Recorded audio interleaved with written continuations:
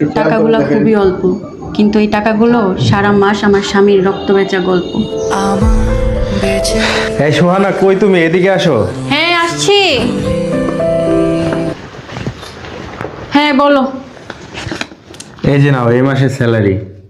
কত টাকা আছে? 15,000 টাকা আছে। তোমার হাত খরচা রাখছো? হ্যাঁ, 1,000 টাকা রেখে দিয়েছি।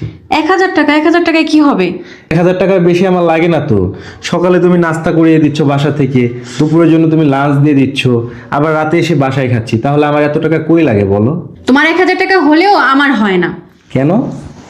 আচ্ছা শোনো, হ্যাঁ। প্রত্যেকদিন অফিস থেকে বাড়ি ফেরার সময় আমার জন্য কিছু না কিছু তুমি নিয়ে আসো।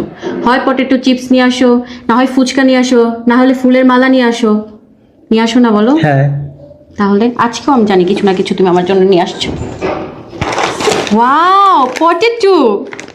এটা তোমার খুব পছন্দের খাবার। হ্যাঁ, আমি জানি তোমার এটা অনেক পছন্দের, তাই তোমার জন্য নিয়ে আসছি। আচ্ছা, একটা কথা বলো তো, তুমি এই সামান্য 10 টাকার একটা চিপস পেয়ে এত খুশি হও? এটা তোমার কাছে সামান্য ব্যাপার হলেও এটা আমার কাছে অনেক কিছু। এই যে দিন শেষে অফিস থেকে ফেরার সময় আমার কথা চিন্তা করে, আমার কথা মনে করে যে তুমি আমার জন্য কিছু না কিছু নিয়ে আসো, এটা আমার কাছে অনেক কিছু, বুঝছো? আজকে মনে হচ্ছে খাবার চেটেপুটে খাইছো, খাবার অনেক ভালো হয়েছিল। হ্যাঁ, খাবারটা অনেক ভালো হয়েছিল আজকে। এই দাঁড়াও, আবার কি হলো? 1,000 টাকা রাখো তোমার হাত খরচের জন্য।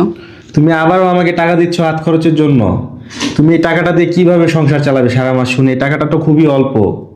হ্যাঁ, টাকাগুলো খুবই অল্প, কিন্তু এই টাকাগুলো সারা মাস আমার স্বামীর রক্ত বেচা গল্প।